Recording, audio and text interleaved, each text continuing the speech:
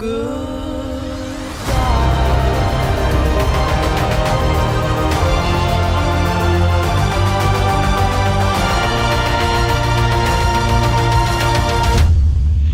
à tous, bonjour à toutes. Pour ceux qui sont habitués de la chaîne, c'est une petite reprise d'activité. J'ai été sans activité pendant à peu près un mois, donc j'ai loupé quelques sorties, il y a quelques vlogs sur d'anciens films qui vont arriver.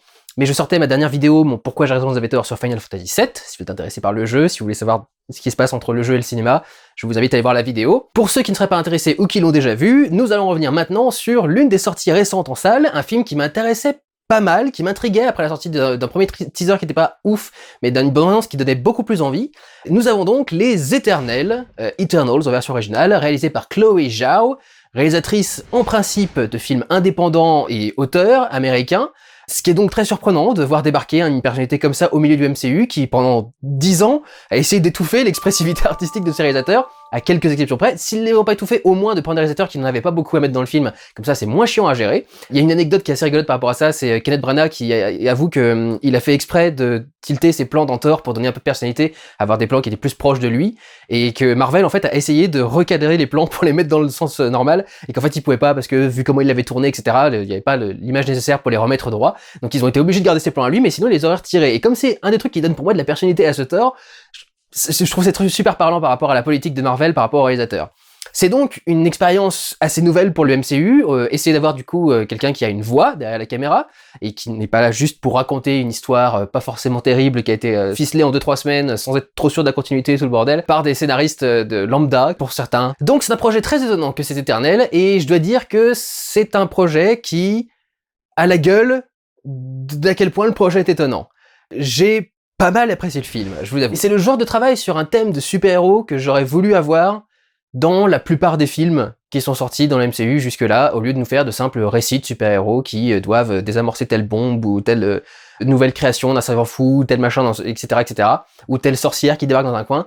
Il y a quelque chose de beaucoup plus profond et intéressant dans ce film, puisque c'est un film donc sur un groupe de super-héros aliens créés par Arishem, qui est l'un des Célestes qui est responsable de la création dans l'univers, des gardiens qui sont envoyés sur Terre pour protéger les humains des déviants, des créatures qui ont également été créées par les êtres célestes, mais qui leur ont échappé, et donc ils ont créé les Éternels pour pouvoir contrôler les déviants. Et donc ce groupe est envoyé sur Terre il y a 7000 ans, je crois, un truc dans ce genre-là, et chacun a des noms qui évoquent des dieux particuliers, ou des figures, dans tout cas de la mythologie, notamment Icaris par exemple, qui ressemble à Icare, qui a brûlé ses ailes devant le soleil, et qui est justement le personnage qui vole dans le film, qui ressemble un petit peu à un Superman, je reviendrai un petit peu à ce truc-là, qui est joué par Richard Madden. On a Thena, qui est jouée par Angelina Jolie, qui a été l'inspiration d'Athéna dans l'histoire du film, et tous ces personnages, donc, protègent les humains, et leur permettent de se développer tranquillement. Alors, à ce niveau-là, déjà du scénario, il y a des trucs qui sont un peu particuliers parce que d'un côté, leurs maîtres leur ont interdit d'intervenir dans l'évolution des humains, et en même temps, tu vois à côté qu'ils ont pas arrêté d'intervenir dans l'évolution des humains.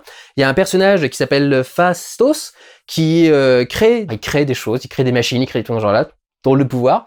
Quand t'as des pouvoirs magiques, est-ce que t'as vraiment besoin de créer des outils, des machins, bah bon bref. Et on le voit créer un moment en Mésopotamie ou à Babylone, dans ce genre-là, un moteur à vapeur. On lui dit non, c'est beaucoup trop tôt pour ça, et il dit bon bah du coup je vais leur créer la charrue. Et du coup, tu dis, bah, vous devez pas intervenir dans leur développement, mais vous arrêtez pas de leur donner des inventions, ce qui mène au bout d'un moment à qu'on prenne nos propres décisions en tant qu'être humain et qu'on crée la bombe atomique. Et à ce moment-là, t'as Phastos qui dit, oh mon dieu, c'est ma faute, c'est à cause de moi qu'ils ont créé la bombe atomique. Du coup, tu fais, bon, bah, en fait, du coup, si, vous êtes intervenu dans l'histoire humaine depuis le début, vous avez pas arrêté de nous donner des conseils, des inventions, des machins, etc. Vous n'êtes pas intervenu dans les conflits, pour une raison qui est expliquée dans le film. Grosso modo, ils sont en retraite anticipée depuis à peu près 5000 ans, un truc dans ce genre-là.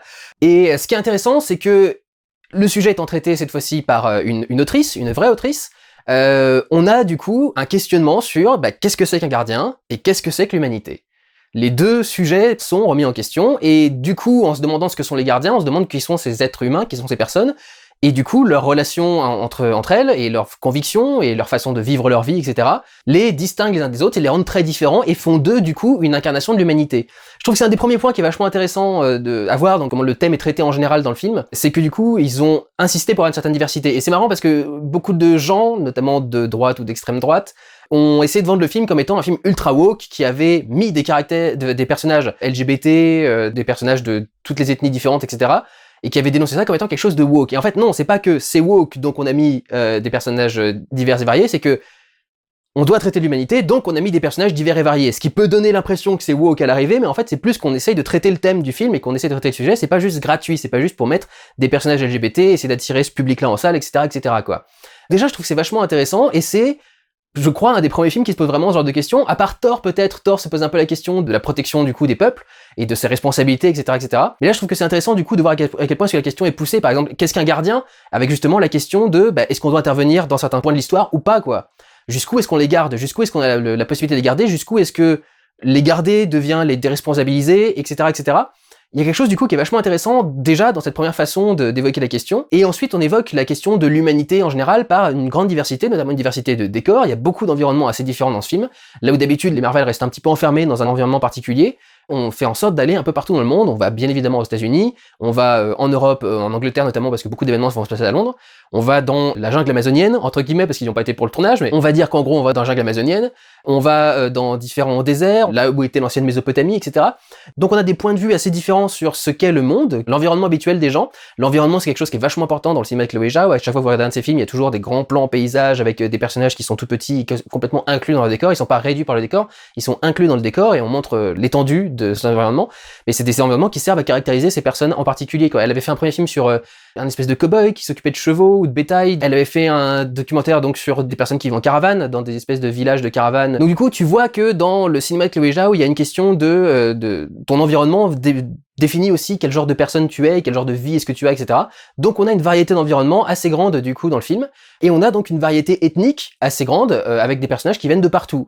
On a des Asiatiques, on a des Africains, on a des Blancs évidemment, on a un Indien qui est donc joué par Kumail Nanjiani, qui est celui qui a fait le plus parler de lui parce qu'il est passé à travers une transformation physique énorme pour jouer dans ce film-là. Il est passé d'un mec un petit peu gros qui fait du stand-up tranquillement à un mec qui est ultra baraqué, balèze, etc. D'ailleurs, je dois admettre que l'humour est beaucoup moins impromptu et mal placé que je l'aurais cru à la base avec les teasers et les bandes annonces qui mettaient toujours un petit stinger de fin, c'est une petite blague à la fin de la bande annonce pour montrer qu'il y aura de l'humour aussi dedans, et à chaque fois je trouve que la blague tombe à plat.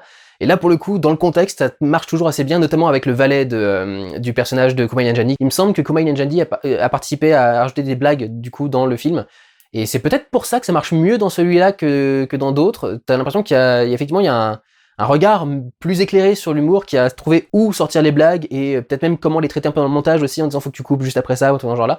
Et lui, du coup, exprime vachement aussi la culture locale dans laquelle il grandit, puisqu'il est, du coup, héros de films indiens, où il joue le rôle typique de la star indienne qui a un rôle de super-héros ultra démesuré, encore plus que dans les blockbusters américains. Le cinéma indien, c'est quelque chose, notamment au niveau du cinéma d'action et de super-héros. Donc il y a comme ça tout un tas de petites références culturelles assez différentes. On a aussi des âges différents, parce qu'il y a la petite Sprite qui est du coup beaucoup plus jeune que les autres, qui d'ailleurs, c'est un peu son drame, elle peut pas grandir, elle est condamnée à être éternellement jeune, et c'est ce qui lui pose problème. Ça rappelle un petit peu le personnage de Claudia dans Entretien avec un vampire. Donc il y a du coup fondamentalement une question de la diversité de l'humanité, de ce que sont les gardiens, etc. Donc on a vraiment un thème qui est traité finalement dans cette histoire-là. Même chose au niveau de la musique, il y a un mélange de diverses cultures. Le thème du tout début, quand le film démarre avant les logos Marvel, ça pour le coup ça m'a un petit peu saoulé. Je veux bien que tu démarres avec une histoire qui se passe en Mésopotamie, etc. Et du coup, c'est le début de tout, etc. Donc, quelque part, ça pourrait avoir du sens de le mettre avant les logos de production, mais tu es une vraie cinéaste, Chloé Zhao, tu devrais savoir que mettre une scène avant les logos de production, ça n'a aucun sens narratif, donc du coup, t'aurais pu t'en priver de ça. Mais du coup, je crois que juste après cette scène-là, on a un démarrage de musique qui mélange à la fois des percussions un peu tribales, des notes qui sont faites au synthétiseur, de la guitare, aller chercher des instruments qui représentent un peu toute l'humanité en même temps, quoi. C'est vraiment le film sur l'humanité en général. C'est pas juste le super-héros et ses amis qui ont besoin d'aide, le super-héros et puis un pays quelconque qui a besoin d'aide, ou genre là. C'est vraiment le monde a besoin d'aide en même temps, quoi. Et du coup, on traite la question de l'humanité. Ce qui aurait dû être traité, par exemple, dans un Avengers Infinity War ou Endgame, aurait dû traiter la notion d'humanité et de population comme le fait Eternals dans ce film-là, quoi. Eternals a la possibilité de pouvoir le faire à travers ses propres personnages, en plus, parce qu'il représente une certaine diversité. Phastos avec sa famille réelle, etc. C'est un pied vers la réalité, vers les vrais gens qui vivent ce monde de tous les jours. Et pour moi, typiquement, le Avengers Infinity War ou Endgame aurait été fait par des vrais auteurs et des gens talentueux. On aurait traité la question de l'humanité, de la diversité, et du coup, de l'impact que peut avoir le fait de faire disparaître la moitié de la population d'un claquement de doigts, quoi. Donc voilà, ce film-là fait ce que j'aurais voulu que fassent les films du MCU depuis des années. Et donc oui, même la musique permet de faire ça, quoi. Il y a beaucoup de sélections musicales un peu partout, il y a même du BTS, je crois. Puis il parle de BTS à un moment. Mais il y a de la musique du coup qui est assez variée, qui vient un peu partout dans le monde. Et ça aussi, ça marque une certaine mixité, une certaine diversité ethnique, culturelle, et donc ça représente une nation d'humanité. Et pour le coup, ça donne quelque chose de plutôt réussi. Je trouve ça assez dingue, les critiques qui sont arrivées. J'ai vu une critique américaine qui disait « Les personnages des Éternels vont vous ennuyer à mort avec leurs sentiments ». Et tu fais, c'est bien le commentaire d'un critique américain.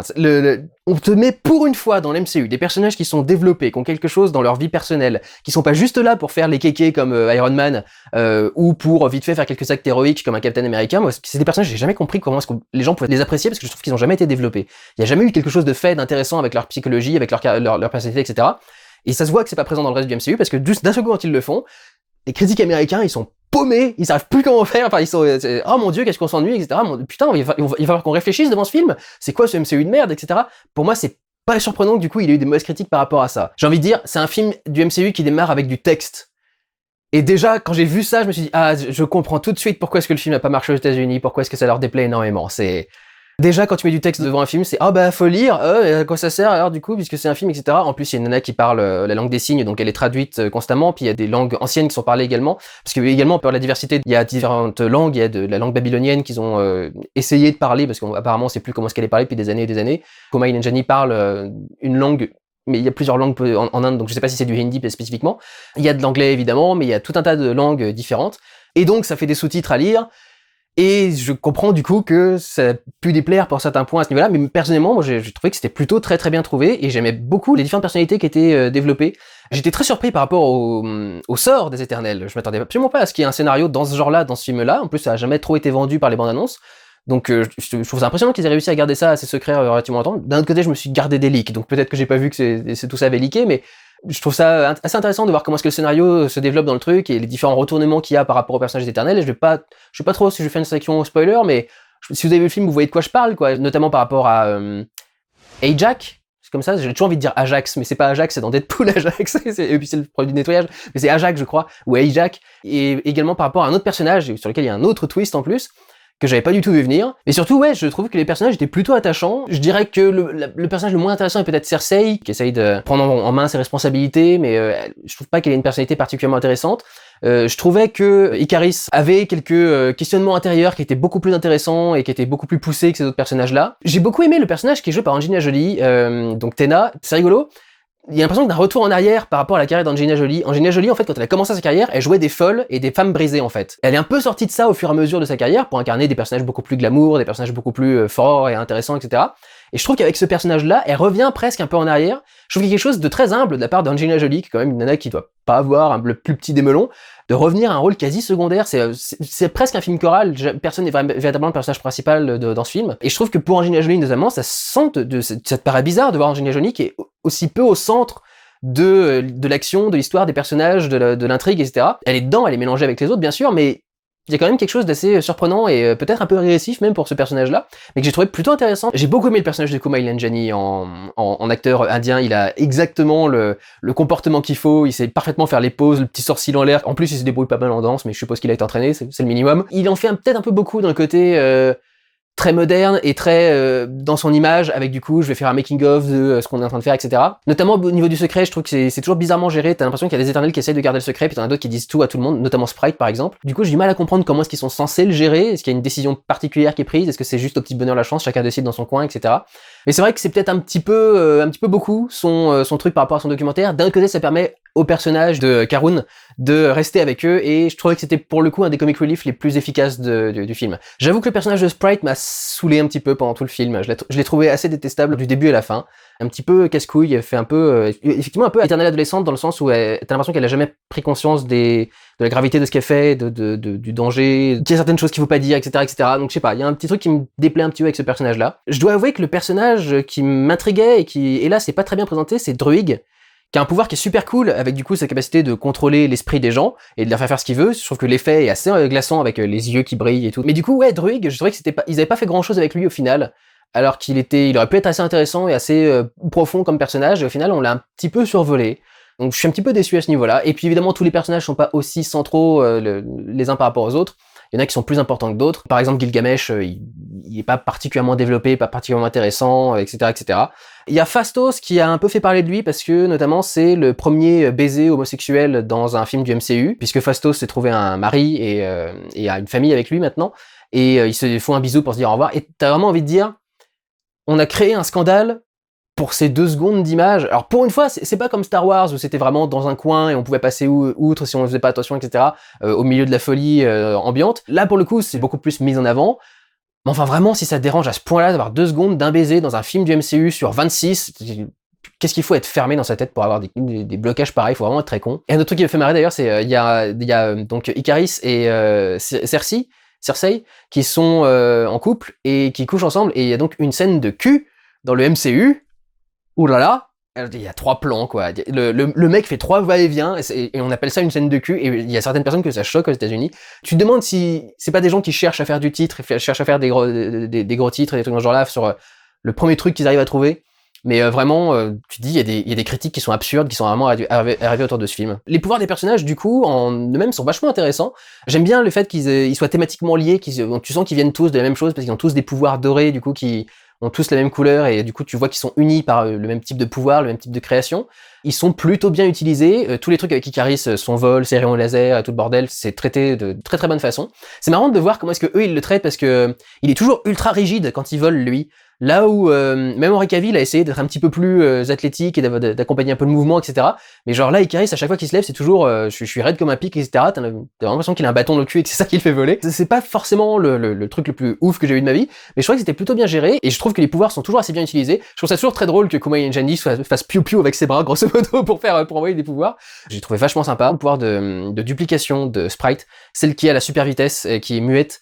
Je trouvais que tous ces passages en super vitesse étaient très bien gérés, notamment au niveau de la façon de tourner avec le très grand angle pour élargir les décors et montrer que du coup, quand tu dépasses une certaine vitesse, tu vois pas le monde de la même façon, etc. Et que ça déforme un peu les distances. Donc j'ai trouvé que c'était quelque chose qui marchait super bien. Et je trouvais qu'en combat, ça rendait super bien aussi cette façon de la voir arriver à fond la caisse et de donner plein de coups, etc. Je trouvais que non, il est plutôt bien géré. Pourtant, la super vitesse, c'est un pouvoir avec Flash qu'on a vu assez régulièrement, mais voilà, je trouve que ça marche plutôt bien ici. Et je trouvais que les scènes de baston étaient particulièrement réussies. J'ai entendu des gens dire qu'il n'y en avait pas assez. Il y en a le même nombre que dans n'importe quel film du MCU, c'est-à-dire 3 ou 4. J'adore justement la première scène de baston contre les déviants quand ils débarquent sur Terre, parce que tu vois comment est-ce que les scènes d'action sont filmées pour le reste du film. Il y a des plans qui sont beaucoup plus longs, qui sont beaucoup plus dans la durée, c'est pas un montage trop cut comme on a régulièrement quand on a des experts d'effets spéciaux qui sont chargés des scènes. Là tu sens qu'il y a eu un regard plus artistique qui était fait au-dessus, on a dit le moins de cut possible, t'essaies de garder des plans assez larges, pour qu'on ait des enchaînements de mouvements, vraiment que les choses se répondent, que ça fasse un peu comme une danse, et quelque chose de très harmonieux qui s'enchaîne vraiment très bien. C'est bien mélangé ensemble, il y a des bonnes interactions, beaucoup de plans assez larges, donc l'action est vraiment très lisible, et ça se marie incroyablement bien avec le style visuel de Chloé Zhao, parce qu'elle nous a fait le premier film avec des lumières quasi naturelles, et c'est une démarcation de ouf par rapport au MCU, qui est le truc le plus éclairé, le plus commercialement du monde. Le MCU, c'est des environnements les plus éteints possibles pour que les couleurs des super-héros ressortent le plus en étant très vibrantes, et le reste c'est très éclairé, très flashy, très machin, faut pas qu'il y ait de zone d'ombre, faut pas qu'il y ait de machin, enfin, il y a des zones plus sombres que d'autres évidemment pour attirer le regard là où il faut, mais grosso modo tout est plutôt bien éclairé, des choses qui étaient assez plates. Le MCU a toujours été très plat. Et là, pour le coup, t'as un semblant de réalisme qui revient, qui ne met pas forcément plus de couleurs ou de vibrance, on va dire, à l'image en général, mais qui l'inclut dans une certaine réalité, notamment toute la scène de baston dans la forêt amazonienne, quand ils vont chercher Druig avec les déviants. Il y a quelque chose d'incroyablement viscéral dans cette scène. Ça fait très réel, quoi. L'intégration des monstres dans l'atmosphère assez épaisse, avec la lumière qui tombe à travers les arbres, des ombres extrêmement compliquées. C'est drôle d'ailleurs cette scène avec Ikaris qui se bat avec le déviant. Je trouvais que elle était vachement inspirée de la scène de Revenant, dans laquelle DiCaprio se fait trimballer de partout par l'ours. Il arrive plus ou moins le même truc à Ikaris, avec le déviant qu'il trimballe un peu partout et qu'il maintient par terre et qui lui laboure le dos et tout. Je trouvais que c'était, il y avait des échos comme ça de cet autre film assez indépendant et auteur du coup. À chaque fois que t'as un pouvoir qui débarque, la lumière interagit parfaitement avec l'environnement. À chaque fois que t'as une créature qui est envoyée dans un bâtiment et que le bâtiment s'effondre, ça semble être du bâtiment réel qui est détruit et pas juste des effets spéciaux. Et tu vois surtout au niveau de la lumière à quel point est-ce que c'est parfaitement intégré et géré avec le reste de l'univers. Le travail aussi de la pénombre et du contre-jour, le fait de travailler des plans avec des silhouettes, le fait de montrer des personnages qui sont juste en silhouette comme ça au fond d'un couloir ou à l'horizon et quelque chose genre là. C'est quelque chose qui est aussi une façon de traiter la lumière qui est pas habituel du tout dans un Marvel, quoi. Je sais pas quelle est la dernière fois où on a eu un contre-jour ou une silhouette dans un Marvel. Il y a des gens qui les connaissent plan par plan, donc sortez-les-moi si vous les connaissez, parce que je vois peut-être Le moment où Black Panther sort du cercle de téléportation de Strange dans Avengers Infinity War, dans Avengers Endgame, pardon. Je crois que quand il sort du cercle, il est un petit peu caché par la lumière, mais je me demande si c'est pas plus la lumière du cercle que la lumière qui est dans son dos. Et du coup, c'est pas vraiment une silhouette, enfin, c'est une silhouette, hein, mais en principe, la silhouette, c'est plus éclairé de dos en contre-jour.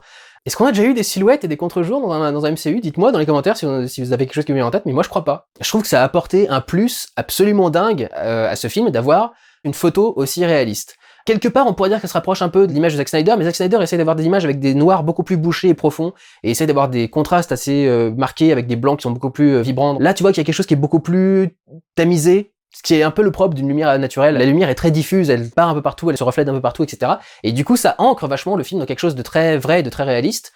Comme je le dis encore une fois, comme c'est le film qui met un peu la question de l'humanité, du pouvoir, du devoir du gardien, de ce qu'est le rôle d'un gardien, etc.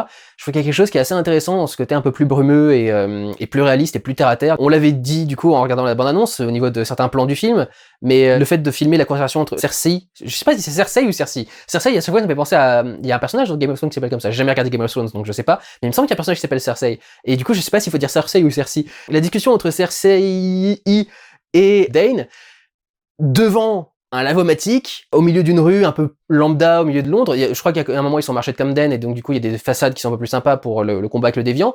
Mais ensuite, quand ils sont en train de discuter sur le côté, t'as un truc qui est vachement ancré terre à terre, quoi. Je veux dire, filmé devant un lavomatique. C'est quelque chose qui est pas habituel dans un film du MCU. Et ça ajoute du coup, à nouveau une dose de terre à terre, qui est aussi travaillée par les grands environnements désertiques, les grands environnements de forêt, la grande prairie dans laquelle il y a la cabane de Ajax. Ajax, pardon, je savais que j'allais me courir. Il y a vraiment quelque chose au niveau des environnements et des cadres qui est très terre à terre et qui ancre tout ça. Et en même temps, le cadre se sert de cette réalité pour vendre encore plus ce qui est l'augmentation de la réalité et ce qui est du coup le niveau des pouvoirs, du divin, etc. Il y a diverses constructions qui sont liées au céleste, où on voit juste un personnage minuscule se promener au milieu de constructions immenses, et du coup ça te donne un certain sentiment de grandiose. T'as aussi des images de l'espace avec des galaxies en train d'être créées, des systèmes solaires, de tout ce genre-là. Il y a plusieurs scènes où et Jack va parler avec, donc je crois que c'est Amishem, il me semble que c'est comme ça que s'appelle le céleste qui a créé du coup les Éternels. Et pour ce faire, elle a une petite boule dans le torse qui lui permet de rentrer en contact avec lui et d'apparaître en face de lui. Et en fait, Chloé Zhao a décidé de montrer la transition être faite dans le décor lui-même. C'est-à-dire que quand Ajak va parler, la caméra se recule, on a un plan très large sur Ajak, qui est assez petite, isolée dans le cadre, au milieu d'un grand bâtiment, une pyramide Maya par exemple. Tu vois le paysage qui est gigantesque autour d'elle, et tu vois tous les filaments dorés qui partent un peu dans tous les côtés, et qui font la transition vers le Céleste. Et le Céleste, quand il apparaît devant elle, il est absolument gigantesque. L'image, elle est magnifique parce que t'as juste les 2 des 6 yeux, un truc dans ce genre-là, du gros Céleste, qui sont dans le cadre. T'as la nana qui est minuscule en train de flotter en face du truc. C'est vraiment, enfin, c'est la démesure absolue, quoi. Et le fait qu'on ait eu la transition entre le décor réel et le Céleste te fait comprendre la différence d'échelle entre les deux. Tu vois un paysage gigantesque avec un personnage minuscule dedans, tu vois une transition qui se fait dans le même décor, dans le même cadre, et quand t'arrives devant le Céleste, la caméra est obligée de reculer parce que même là où on pouvait filmer un paysage entier dans le monde, dans le monde qu'on connaît tous, là il faut que tu recules encore si tu veux essayer d'avoir à peu près au moins 2 des yeux du Céleste en même temps dans le cadre. Il y a un grandiose dans ce truc qui est absolument dingue, et notamment dans le climax. Je vais pas parler de la fin, parce que sait-on jamais, même si mon vlog avec 2 semaines de retard, sait-on jamais je veux parler de la fin, mais il y a des images parmi les plus dantesques et les plus gigantesques dans le climax de ce film. Je trouvais que les images, je les trouvais absolument dingues, quoi. J'ai eu des gros échos d'Evangélion à certains moments. Enfin, pour moi, ça crée des visuels qui sont ouf. On vient de changer le monde du MCU avec la fin de ce film, d'une façon qui me paraît particulièrement poétique et belle. Enfin, je trouve qu'il y a quelque chose qui est très très beau dans cette fin et dans les plans qui sont montrés du coup à la fin. Et il y a un rapport d'échelle constant dans ces plans-là. Je dis pas de quoi on parle, mais il y a des trucs gigantesques à la fin. Et les rapports de taille sont absolument ouf. Et je peux vous dire que je les ai vachement appréciés, quoi. Je dirais, Céline, qu'il y a aussi des choses intéressantes dans les décors plus restreints, notamment le vaisseau des Éternels, que je trouve assez intéressant. Il y a un design qui rappelle un petit peu ce qu'a fait Denis Villeneuve avec Premier Contact, avec le côté, les murs très noirs et un peu lisses et un peu ronds, etc. Je trouve qu'il y a un côté intéressant dans les petites alcôves, en fait, blanches, parce que d'un côté, déjà, ces petites alcôves blanches ressemblent à des petits photogrammes sur une pellicule de cinéma, une pellicule argentique. Il y a plein de petits cadres, et chaque petit cadre, ça s'appelle un photogramme. On prend 24 photos par seconde pour faire une image, et chacune de ces photos, ces 24 photos, s'appelle un photogramme. Et il y a un côté photogramme du coup dans ces petits cadres blancs sur fond noir, ça rappelle un peu du coup le celluloïd qui a été impressionné par la lumière et exposés à la lumière. Et j'aime bien dans ces alcôves, en fait, ils ont des petites plantes, des espèces de plantes aquatiques. Et il y a un truc qui est assez intéressant avec ce design parce que ça fait très enfantin en fait. T'as l'impression que ces alcôves, en fait, c'est des plantes qui ont été dessinées par genre, je sais pas si Chloé Zhao a un gosse, mais t'as l'impression que c'est l'enfant de Chloé Zhao qui a dessiné un truc, des petites plantes extraterrestres, avec ses feutres. Il a fait des plantes oranges et trucs dans ce genre-là parce qu'il avait pas les bonnes couleurs, etc. Et t'as l'impression que Chloé Zhao a pris la feuille et qu'elle a dit aux animateurs, vous me faites ça en 3D, vous me mettez ça dans l'alcôve au fond. Même un truc aussi petit que cette alcôve dans un vaisseau, je trouve qu'il y a déjà plus de personnalité dans ce truc-là que dans beaucoup d'épisodes du MCU, à l'exception de quelques-uns, genre Black Panther, etc. Il y a quelque chose qui est vraiment ultra intéressant au niveau des décors, que je trouve vachement recherché, et pourtant il n'y en a pas 36 000 dans le film non plus, parce qu'il y a beaucoup de décors d'environnement réel et de très vastes, ce qui aide justement du coup à ressentir la démesure de l'environnement. Mais malgré tout, même les petits décors, genre le petit lavomatique dont on a parlé de tout le monde, c'est des décors qui sont assez intéressants, même un petit décor est poussé et essaye d'avoir un commentaire intéressant, c'est pas juste on va filmer dans un aéroport parce que c'est l'endroit le plus vaste et le plus vide, dans lequel faire se déplacer nos personnages et nos Avengers pour qu'ils se battent entre eux dans Civil War par exemple. Moi je m'en suis toujours parmi du combat sur le tarmac d'un aéroport, le truc le plus gris et le plus plat du monde dans Civil War, j'ai jamais compris pourquoi ça avait marché quoi. Pour moi ce film fait esthétiquement tout ce qu'il doit faire quoi. Il y a une patte particulière du cinéma indépendant et du cinéma d'auteur qui a été intégré dans ce film, qui à mon sens lui fait faire quelque chose de beaucoup plus intéressant que n'importe lequel des autres Marvel. Le film fait 2h37, j'ai vu des gens dire qu'il était particulièrement long et que ça les a fait chier. C'est le film que j'ai vu passer le plus rapidement personnellement. Parce que justement, moi, il me manquait tous ces trucs de développement de personnages dans les autres films, et du coup, je sentais encore plus passer le remplissage et le vide qu'il y avait dans le reste du texte, etc., quoi. Et là, comme d'un seul coup, j'ai eu un truc où, chaque moment, chaque scène, chaque dialogue, chaque réplique qui est sortie par un des personnages développe sa personnalité, développe son rapport à sa mission, etc. Je trouvais qu'il y avait quelque chose de vachement intéressant là-dedans. En plus, ils questionnent leur mission. Dans le fait de questionner les gardiens, il y a aussi questionner la mission, du coup, qu'on te confie. Et donc, il y a quelque chose que je trouve vachement intéressant. Le truc qui, pour moi, fait le plus auteur et indépendant, c'est le côté un peu audace et un peu pied de nez.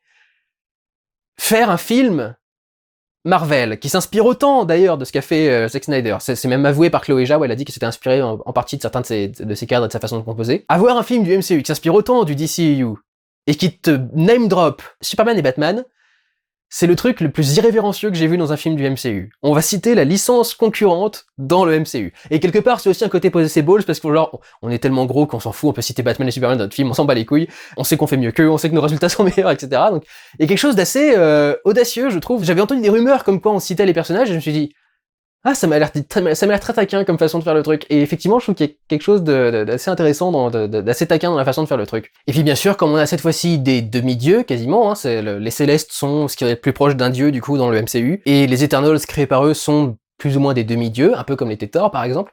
Ils ont raconté que Kumail Nanjiani, Kingo et Thor se sont rencontrés, Thor n'a jamais parlé de sa vie d'être déjà allé sur Terre. D'où vous sortez ce truc-là, quoi. Il a vraiment découvert la Terre quand il est arrivé avec nous dans son film à lui. Pourquoi vous décidez de rajouter des choses qui collent pas au niveau de la continuité? C'est un peu dommage quand même. Ça gâche un petit peu le goût de l'effort de l'ensemble. Mais donc oui, on a du coup ces demi-dieux que sont les Célestes, et donc on a un certain mysticisme qui revient lui aussi un petit peu, sans doute aussi dans les inspirations de Chloé Zhao, du Snyderverse. Par rapport au DCEU, qui avait du coup cette notion très mystique où les divers super-héros sont chacun une divinité et qui du coup doivent protéger l'humanité, et c'est ce qui fait que à chaque fois que Wonder Woman débarque dans Zack Snyder's Justice League, t'as le ah avec les espèces de cœurs de femmes, etc. qui sortent derrière, parce que ça rappelle du coup une notion de divinité, de mysticisme, et ça donne du coup une notion de grand spectacle et de grandiose qui est assez marquante du coup dans le film, quoi. Et ce mysticisme ressort aussi à travers leurs costumes. Il y a toute la création des costumes avec les différents filaments qui sont en train de créer tous les petits dessins sur leur corps, etc. Je trouve qu'il y a un côté qui est très mystique, justement, qui est spirituel dans la création de ces costumes. Il y a quelque chose d'élégant, d'esthétique, etc. aussi, de très artistique. Ce qui, à mon sens, fait ressortir du coup le côté un peu divin. Le design des costumes eux-mêmes fait ressortir le côté un peu divin parce que ils sont très différents des costumes des autres super-héros. J'ai remarqué ça avec les commentaires de Arcady qui fait la miniature du coup pour ce vlog. Il m'a fait remarquer que les costumes étaient assez différents, qu'ils faisaient un petit peu plastique, un petit peu trop unis. C'est un truc qui me semble assez volontaire et délibéré pour les mettre à part des autres super-héros qui ont été créés jusque-là, qui étaient beaucoup plus chargés de détails, dans des trucs un peu plus rugueux, avec plus d'éléments, plus de petits détails par-ci par-là. Et quelque part, ce côté très lisse et très simple, sans relief du costume, il y a quelque chose d'assez divin avec ça, je trouve. Il y a un côté, genre une perfection, quelque chose un matériau tellement étrange qu'on n'arrive même pas à comprendre comment est-ce qu'il fonctionne, et qui, du coup, ressemble à quelque chose d'assez étrange, peut-être un peu plastique, mais tu vois quand même qu'il y a, au niveau du choix des couleurs, au niveau des motifs, etc., tu vois qu'il y a quelque chose de beaucoup plus élaboré qui a été fait. Et je trouve du coup que ces choix de costumes sont assez intéressants pour là aussi faire passer un côté un peu divin et un peu supérieur. Je trouve qu'il y a quelque chose qui était assez intéressant et qui les met du coup à part en tant que groupe, tout en les réunissant entre eux, comme leurs pouvoirs par exemple dorés, qui sont les mêmes du coup pour tout le monde. Il y a quelque chose du coup de vachement intéressant avec ça. Et peut-être un dernier petit point sur les méchants. Je dirais déjà qu'il y a un truc, pour des créatures qui ont été créées spécialement pour tuer les déviants, elles sont à peu près aussi efficaces qu'un couteau en papier pour découper un steak.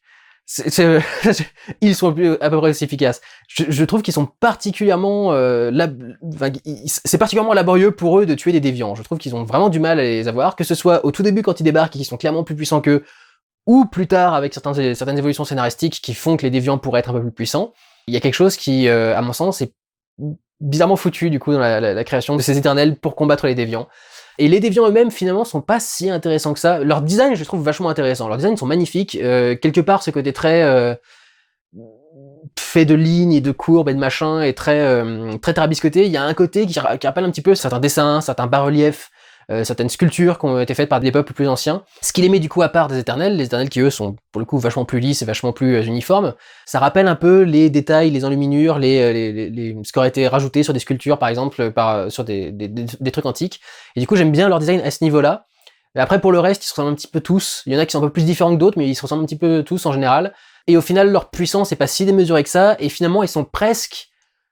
On aborde presque un spoiler ici, mais ils sont presque pas exactement le problème non plus. Donc du coup, je trouve qu'il y a un petit truc sur les déviants qui passe pas 200% à mon sens. Je trouvais que c'était pas les meilleurs méchants non plus du truc. Et c'est peut-être un peu pour ça que le film m'a pas autant investi qu'il aurait pu. Peut-être que j'ai pas assez senti la menace qu'a représentait les déviants. J'ai plus senti à quel point les éternels étaient pas très doués, mais la menace des déviants un petit peu moins. Peut-être que justement il aurait dû avoir une progression plus flagrante entre quand ils arrivent et ils les schlaquent en 2 coups d'épée, et maintenant où ils sont un peu plus résistants, ça aurait peut-être donné un côté plus menaçant aux déviants, mais là, tel que c'est fait, je trouve finalement que c'est pas très intéressant. Et le déviant principal qui est filé pendant la plupart du film, au final, il amène pas grand-chose. Il crée pas grand-chose de très intéressant, il dit pas grand-chose de très profond, ou très intelligent, ou très marquant.